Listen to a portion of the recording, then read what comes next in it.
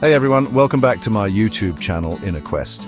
You ever have one of those days where you're supposed to be doing something, anything really, but instead you find yourself reorganizing your sock drawer?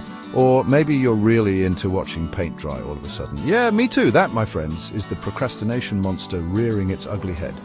And it's something we all struggle with. Procrastination isn't just about being lazy, though. It's way more complicated than that. It's about fear, about feeling overwhelmed, about that little voice in your head telling you that you're not good enough.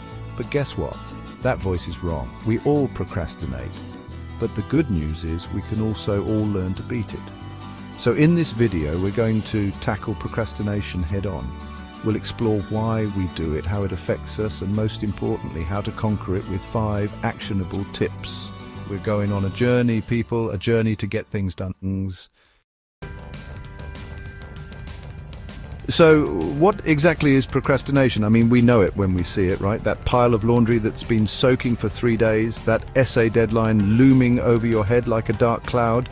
But at its core, procrastination is simply delaying a task, even when we know it's going to come back and bite us later. Why do we do this to ourselves? Well, it turns out our brains are wired for instant gratification. Doing something unpleasant? Nah, our brain says. Let's watch another cat video instead. Plus, sometimes the task seems so huge, so overwhelming, that we freeze up like a deer in headlights. Fear plays a big role too. Fear of failure, fear of judgment, fear of success even. It's easier to avoid something altogether than to risk messing it up, right? But here's the thing.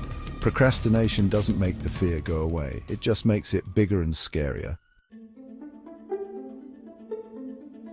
All right, enough with the doom and gloom. Let's talk solutions. Our first weapon against procrastination: breaking tasks down into smaller, bite-sized pieces. Remember that overwhelming feeling we talked about?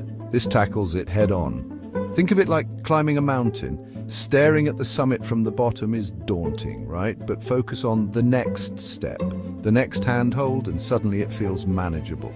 Instead of write a whole essay, your first task becomes write 1 paragraph. This does a couple of cool things. First, it tricks your brain into thinking the task is less scary. Second, each small step you complete is a mini victory, giving you a boost of motivation to keep going.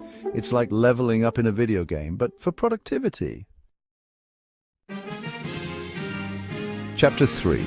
The Power of the Deadline. Next up, let's talk deadlines. We all have them, whether it's a work project, a school assignment, or even just remembering to take out the trash.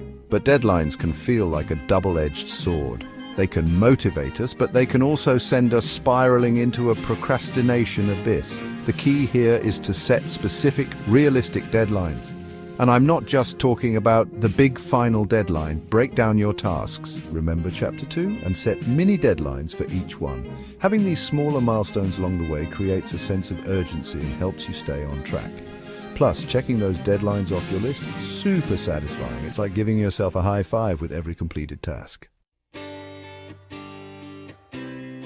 Chapter 4. Distraction-free zone, creating your focus fortress. Let's be real, folks. In the age of smartphones and social media, distractions are everywhere. I mean, who hasn't gone down a YouTube rabbit hole for hours on end? Don't worry, I won't tell YouTube. They can be sensitive, but seriously, distractions are kryptonite to productivity.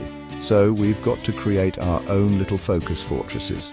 Find a quiet space where you can work uninterrupted. Put your phone on silent, close those extra browser tabs, and let your loved ones know you're entering the productivity zone. If you're like me and easily distracted by the lure of the internet, website blockers and app timers can be your new best friends. There's something incredibly freeing about knowing that for the next hour, Facebook can't tempt you with its siren song of memes and status updates. Chapter 5. The reward system, celebrating your wins. All right, we're almost at the end of our procrastination-busting journey, and I want to leave you with a powerful tool: positive reinforcement. Remember those mini victories we talked about? Time to celebrate them. It doesn't have to be anything big. Finished a chapter? Take a break to read a few pages of your favorite book. Completed a big task? Treat yourself to a fancy coffee or a long walk in nature. By associating productivity with positive rewards, you're training your brain to crave that feeling of accomplishment. It's like Pavlov's dogs, but instead of drooling over bells, you're getting excited about finishing that presentation. So there you have it, my friends. 5 powerful tools to help you conquer procrastination and reclaim your time. Remember, it's not about being perfect. We all slip up sometimes. The key is to be kind to yourself. Learn from those slip-ups and keep moving forward. Overcoming procrastination is a journey, not a destination. It's about building healthy habits, finding what works for you, and celebrating those small victories along the way. You got this. Now, go forth and be productive.